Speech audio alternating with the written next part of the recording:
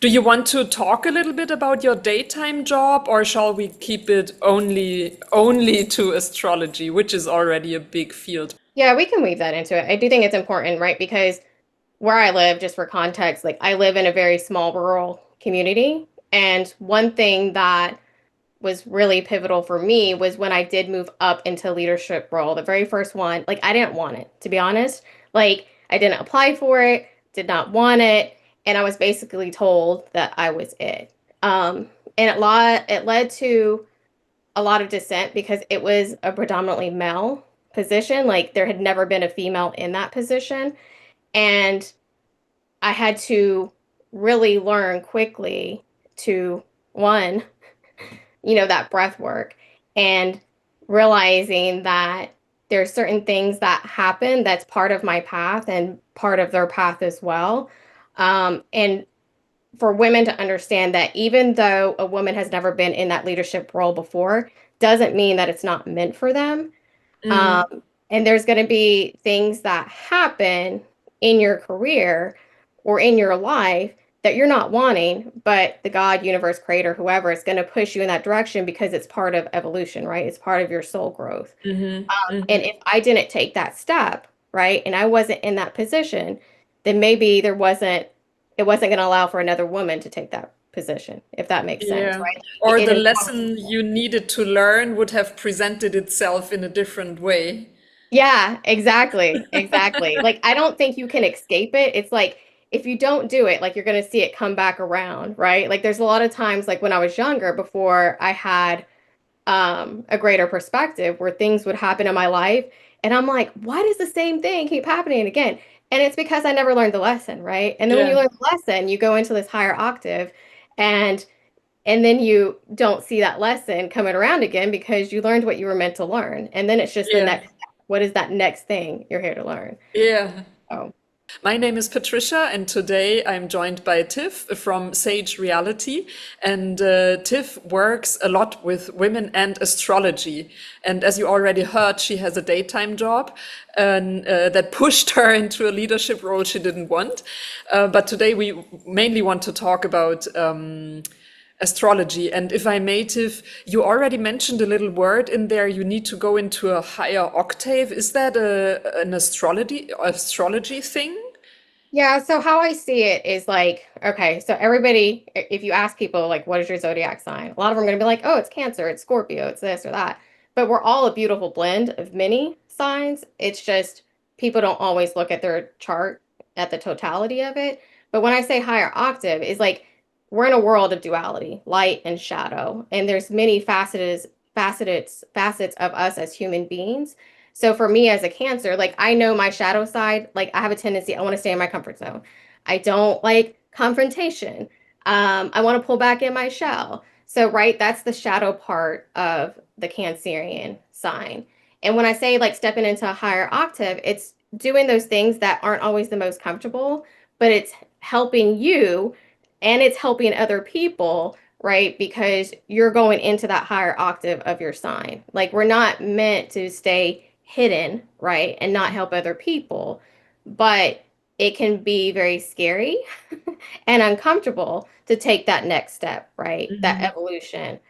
So that's what I mean when I say like higher octave. Like you have multiple layers of a sign, and that's why you'll Mhm. have people say like, "Yeah, she's a Cancer, but we're not the same." And that's a part of it, but your chart's completely different than that Cancer's chart as well. So there's many things that play into it as well. Okay, thank you. That makes so much sense. And yeah, but let's go back to the basic. What first drew you to astrology as a tool for women's empowerment and leadership? Yeah. So one of the things that led it to me is like I have really vivid dreams and I even had like past life dreams and that led me into many rabbit holes and not just to into astrology, but eventually led me to astrology. And what I found in astrology is that, growing up and even where I live, like I see women who are like basically told to fit into boxes and we try to make ourselves fit into those boxes and we dim our light. So astrology helped me see that, those challenges aren't signs that we're broken. They're evidence of our soul's courage to evolve. And that understanding became the heart of how I guide women now. And that's what really has pulled me into astrology because it's not about fixing themselves to fit the world. Like it's about reclaiming the parts of our soul where we've been taught to hide or lead and like to hide and to start leading from that wholeness versus that place of fear, right? Because fear Mhm. will hold you back every single time. Yeah, yeah. And yeah, I mean, many people, including myself, are very hesitant and skeptical when it comes to astrology.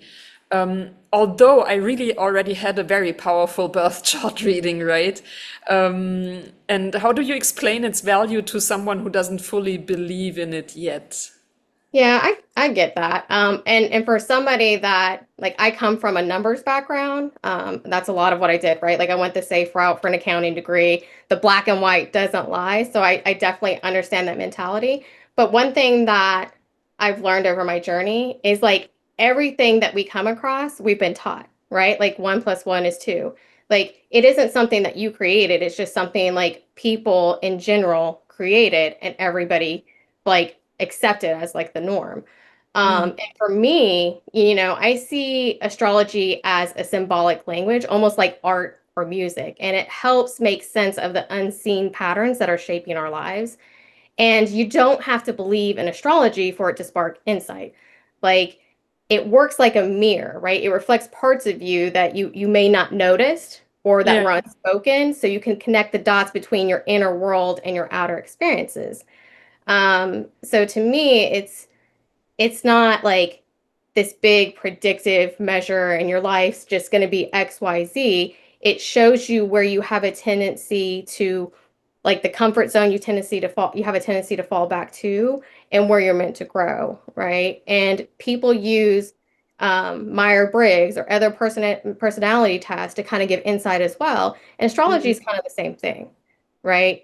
It brings your subconscious into light and it lets you make intentional choices. It doesn't tell you who you have to be. It helps you see who you already are and who you're becoming so you can meet your life with clarity and confidence. And that's how I see it. mm. Beautifully explained. So to me, it sounds like it offers you a new language tool set and Hmm. also a tool for insights. Yeah. And I mean, we spoke already, or we mentioned birth charts already a little bit. Is this a tool you use mostly in your practice? And what, yeah, are there a lot of insights people can get with such a birth chart reading in terms of practical decisions for daily life, for example? Yeah, I think that when people look at it for me, right, like a big indicator is like your moon sign because that house placement it's in and the sign it's in is significant because it tells you how you emotionally recharge and it can Mhm. transform your routines. Like I know with mine being a Cancerian moon, like I have to step away. Like I have to recharge. I have to have time to read and relax. Like I'm not one just to go, go, go. Mhm. But I do know that my purpose is here to help people, but I also know like I have to have balance and recharge as well. Another thing that's really helpful is like Saturn placements, right? Because that tells you long-term strategy. And then Okay. your midheaven is for aligning choices with your larger life direction. So for me, like Saturn's in my house of like creativity, and a lot of the houses have themes, and they may not all feel like they fit you, right? Like you have to use a little bit of discernment. Like, okay, Mhm. for me, I know it's creativity. Like I know Saturn's going to challenge that, and it's going to make me mature my creativity in a way that's going to be most helpful to people in the spiritual realm, right? And what I'm doing with astrology and things like that, to where it resonates with the collective as a whole. So I think those are pretty good things. And then another thing that I encourage people to do, it's not just about like your normal birth chart reading, but I really think watching transits, and that's Okay. like seeing where planets are currently activating your chart will help you understand like the energetic climate around you. So it's like checking the weather so you can choose when to rest, when to push Okay. forward, and when to plant seeds for the future, right? Okay, so but that's the current. This is then something I would do with my birth chart in Yeah. correlation with the current. Yeah. Exactly. Constellations. Yeah. Wow. I mean, that can get really complex, right? And yeah, thank you so much for sharing a little bit about yourself. Maybe you have a different example of a client of yours where they had a major aha effect, yeah. Yeah, yeah, sure. So I think a pivotal one I've had recently is I had a client that came to me later in life questioning her purpose, right? Like deep down, she felt she knew what it was, but there's been years where you've been told like, or you're made to feel small, or you start to doubt it. But when I looked at her chart, it kind of confirmed what her soul already knew. Like she was the one who broke the cycle of generational trauma in her family line, right? So like and that's it's so uncomfortable to do because like you're challenging maybe restrictive patriarchal things that happen in your life or really bad things that happen in your life, and you're making a decision to change something to where you no longer deal with that old way of doing things to where it doesn't bleed down to your children. And I think seeing that reflected back to her changed things for her because she realized that stepping up for herself when it went against everything else in her life Yeah. was one of the bravest things that she could do. And it protected her children, right? Like Yeah. it's not going to continue forward, right? All of Yeah. that darkness and those things that happened aren't carrying forward to where it's going to impact your children because you were brave enough to stand up. Yeah. Yeah. I can relate to that. Also in the sense that yeah, later in life feeling a little bit exhausted by that, if that makes sense. I mean, breaking those cycles, I mean, everybody by now is trauma informed, I assume, right? When you break those traumas, those cycles, this is a lot of work and it is draining. It absolutely is. Yeah. Cause like even Yeah. for me, and I think sometimes I feel like I pull those souls in just because like I do have some of that generational trauma like in my life to the point to where there was things that happened to children to my mom and that her parents did to where I didn't have them in my life because I wasn't going to put my children at risk, Yeah. right? Um, and so I have a lot of empathy for people that went through that and I can understand them. Um, but, I used to always say when I was younger, family first always. And now that's changed because blood and family sometimes do really bad things. And it doesn't mean that you have to have them, like in your life Yeah. if that's what they're doing. You know what I mean? Like Yeah. you can create your own family and stop it from happening going forward. And that's Yeah. part of your purpose sometimes. Yeah. I mean, within the conversation, you already touched upon it quite a lot about self-trust and how astrology brings up or yeah, helps you to have more self-trust because it's a language of understanding yourself better.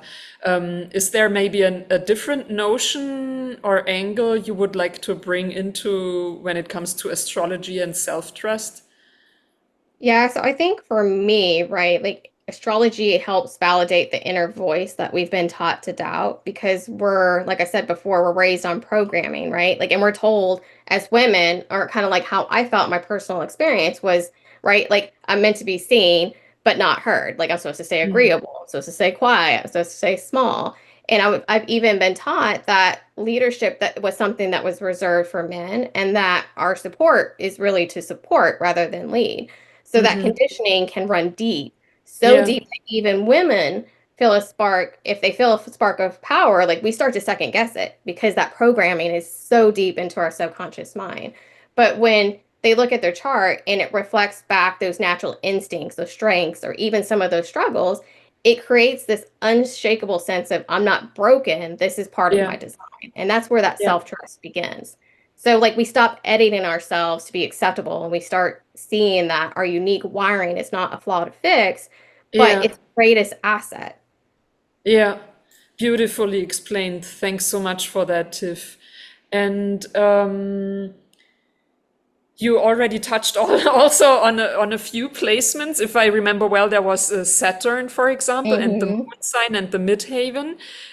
Is there any other themes maybe you notice to show up again and again with women stepping into leadership roles? Yeah, so a couple things I look for or you'll see, and this isn't all encompassing, but if there's strong Saturn or Pluto placements, especially like in the 10th house, along with a prominent Jupiter or Mars.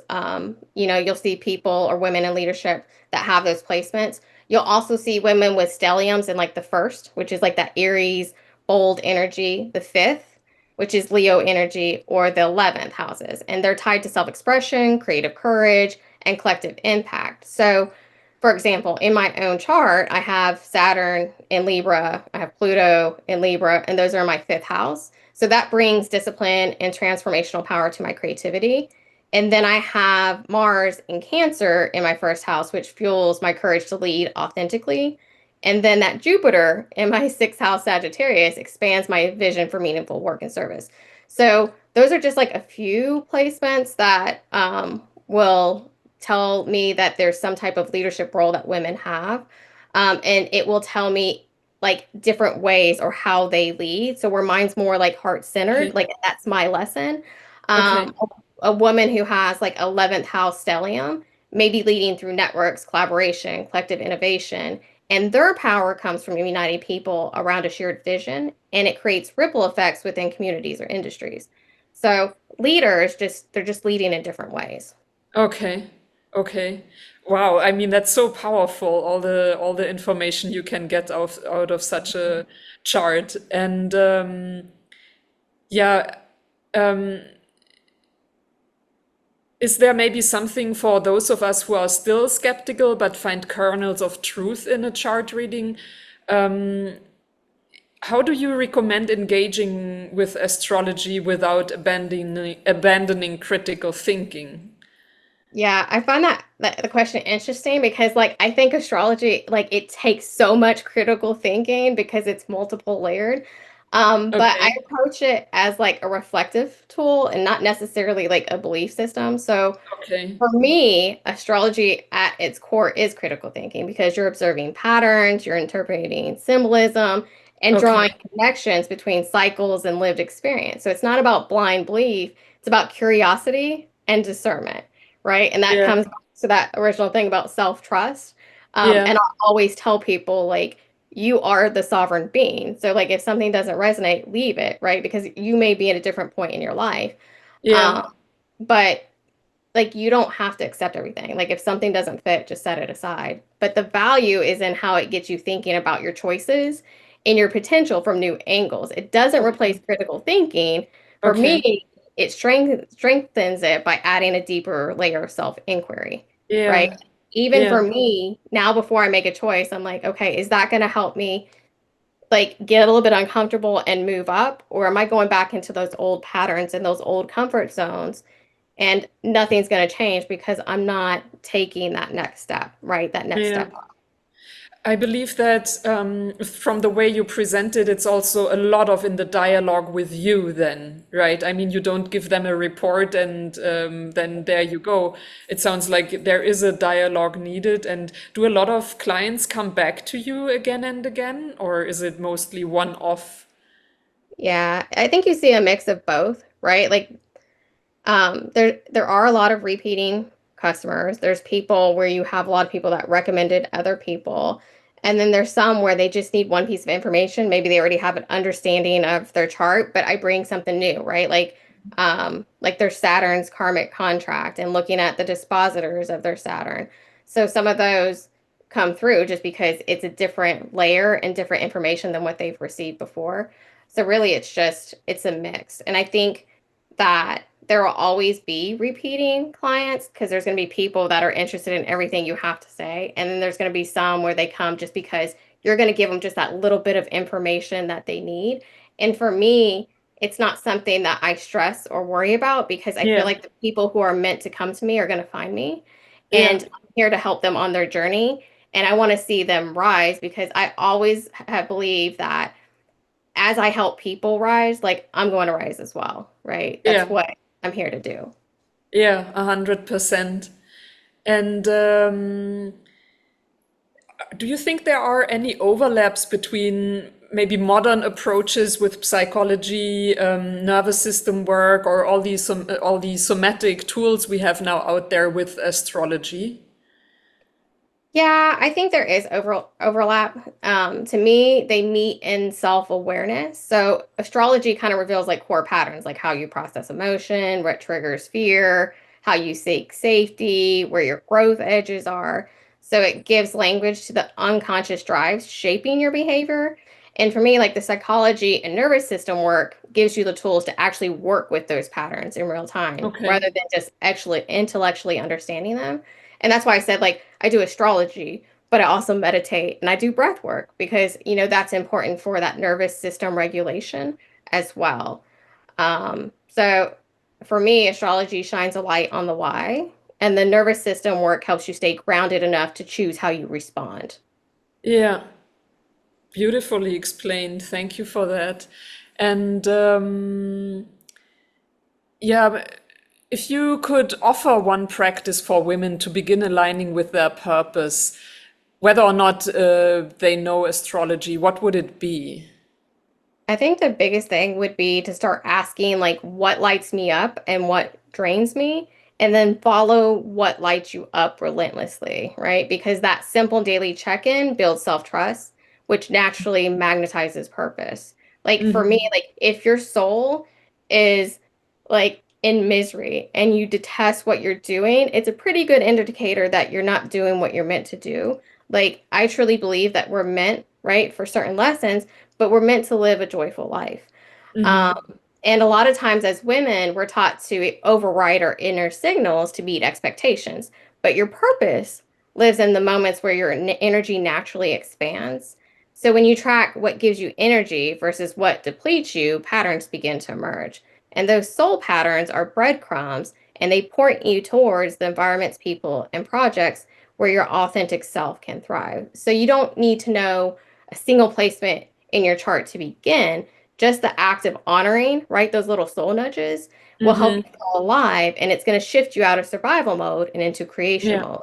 yeah. So I think that's the biggest thing. It's just listening to your own inner compass. I love that so much, especially in the times where, I mean, myself included, where we consume so much social media Yeah. and news and so on, and everything is a catastrophe and uh, Hmm.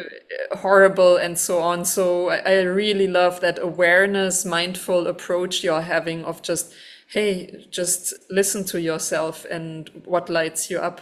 That's beautiful. Um, you touched upon it already a little bit that you have a career in numbers and you were thrown into a leadership role. But what has your own chart taught you about your mission and path? So my chart has shown me that I came to be a voice of emotional truth and transformation.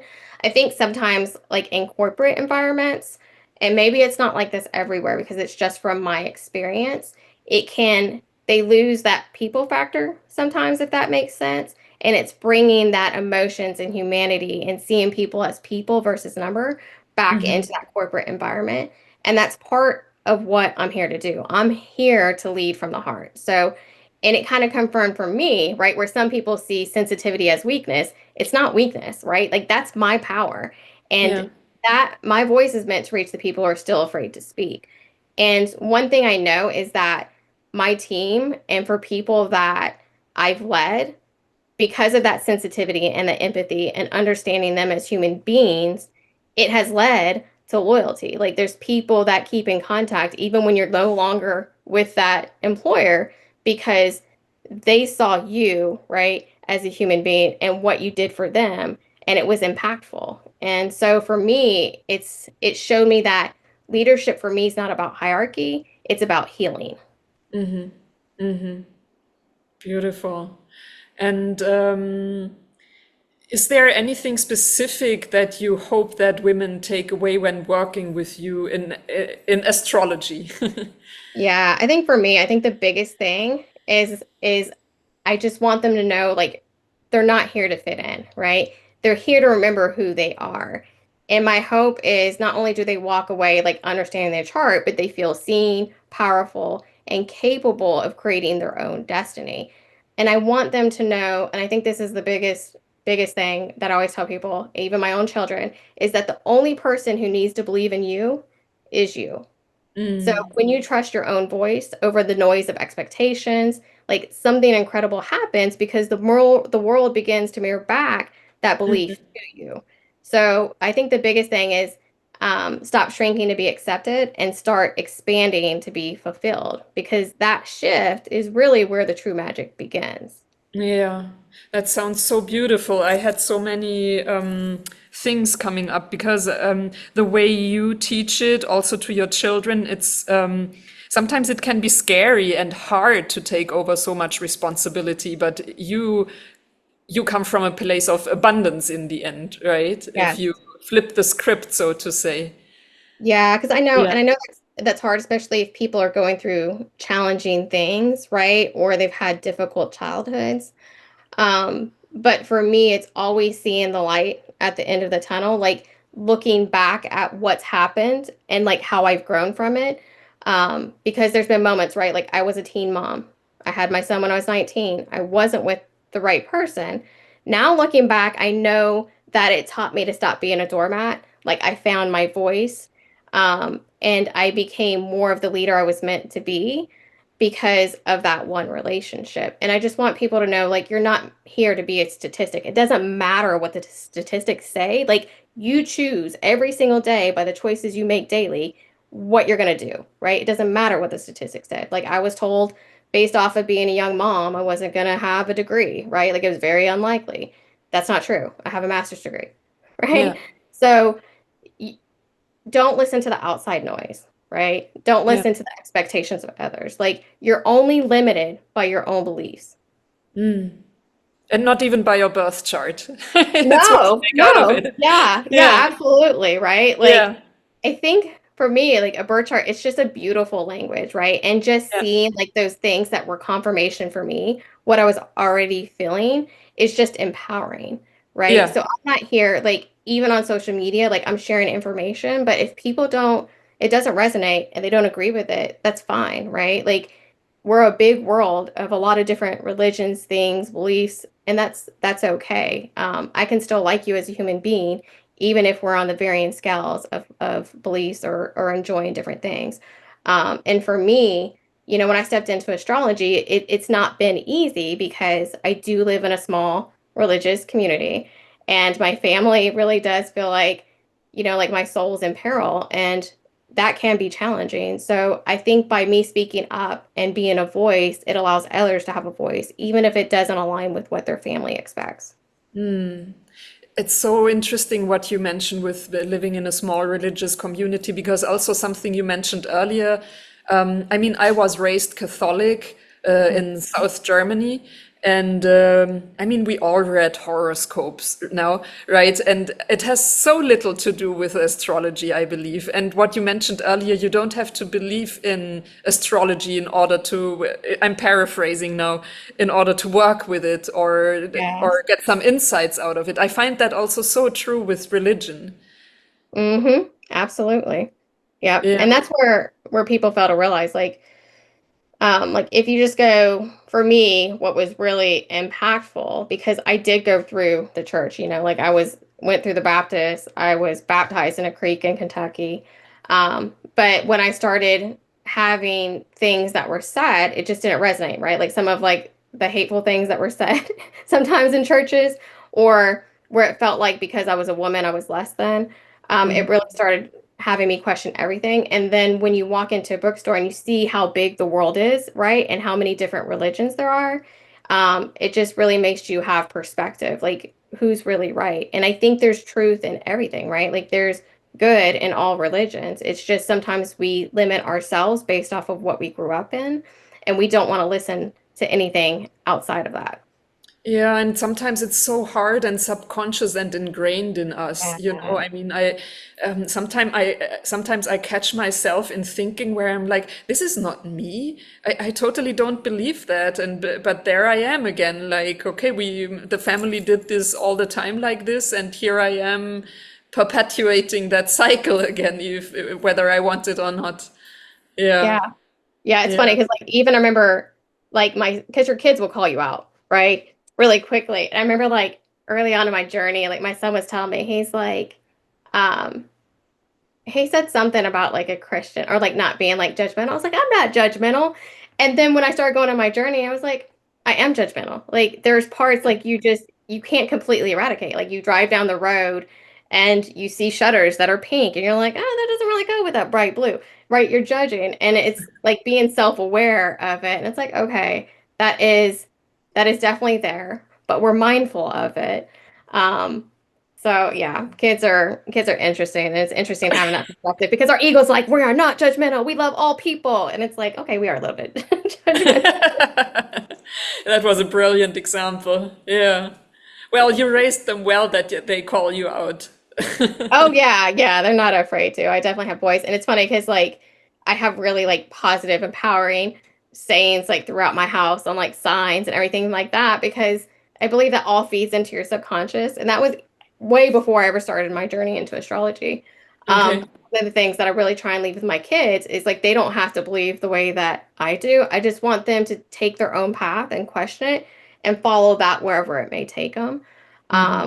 And I'm really lucky because they're kind human beings. I think that was one thing I just really wanted to like know was like I raised really kind human beings. And I think I've done that.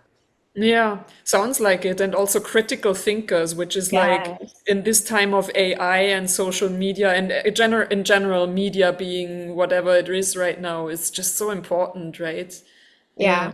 Yeah, and I think just getting like asking people questions where they can answer it themselves, like that's one thing I found really helpful, especially where I live. Um, because people fail to realize or see all sides of whatever's going on in the world. And just by asking a question where it gets them to pause and think, and then you can kind of see the light bulb come on, like, well, I Yeah. didn't think of that. Yeah. So I Yeah. think that's really helpful. One of my best friends, I saw him this week by chance, and it's so weird, we don't have time to make appointments to meet up for lunch or so, but once you run into each other, suddenly it's so nice to just spend an hour chatting. And he was totally calling me out, and we had an argument about something, and it was just like, I was thanking him profoundly because like, wow, when was the last time that I had a solid argument and learned something new and was challenged and yeah, and the friendship hasn't been canceled, right? Yeah, I love that. And it's good to have people like that in your life, right? And that's something like I feel 100%. like maybe in a past life I was dogmatic or like stuck at one thinking like one thing was the way. And now I'm just very open. Like I don't think I have it all figured out, right? Like, but Yeah. I just love knowledge. I love reading. I love critical thinking. I love analyzing and just giving that information back to people that may not know that it's out there. It's just Mhm. powerful. Yeah. And in your practice with Sage Reality, is it mostly local people or do they come Oh from all no. over the world?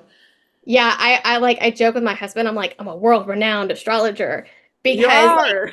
yeah, like having people from all over the world, especially like, like third world countries or where women are more repressed and suppressed, has been really impactful. But it's interesting seeing like whether it's Romania or Oman or Mexico or like the Netherlands, like it's everywhere, right? Like there's this thirst for information and people wondering about like their purpose.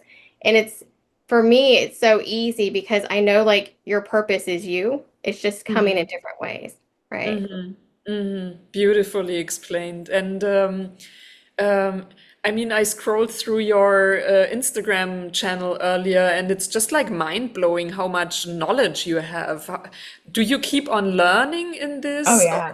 what does your life look like as an astrologer? Do you take courses? Do you read books? Or It's a mix of everything. So I read a lot of books. I really spend a lot of time going to like the older astrologers they no longer publish. So like thrift books is a friend. I go to McKay's bookstore. I don't think those are everywhere. There's a lot of them on like the East Coast. Um, But if you see where I sit every night, I have a pile of astrology books, right? It'll be about like reincarnation in astrology. It'll be just about like the nodes. So I'm constantly learning. And I do take courses with other people and not just like the spiritual and astrology, but even like motivational stuff, whether it's like Tony okay. Robbins, things like that, because I think all of those are impactful. But yeah, I read. There's never a day where I'm not reading or pulling on a thread or trying to find more information, just because it's something that I love and I sincerely enjoy. Hmm. Beautiful, Tiff. Thanks so much. I believe I'm at the end of my questions. Is there anything from your side that you would like to mention to close with that we forgot to touch upon? No, I think we're good. I think just like, reinforcing to people, right? Like they are sovereign, like they have a choice every single day of what they want to choose to believe. Um, and they don't have to absorb all the noise around them. And and I know it can be challenging going against the grain, but sometimes like that's exactly what you're meant to do. Beautiful, wonderful. Thank you so much. So I'll share a link to Sage Reality to your Instagram channel and your website. And yeah, thanks so much again for this conversation. I learned so much and I really enjoyed it. Thank you. Same here. Thank you.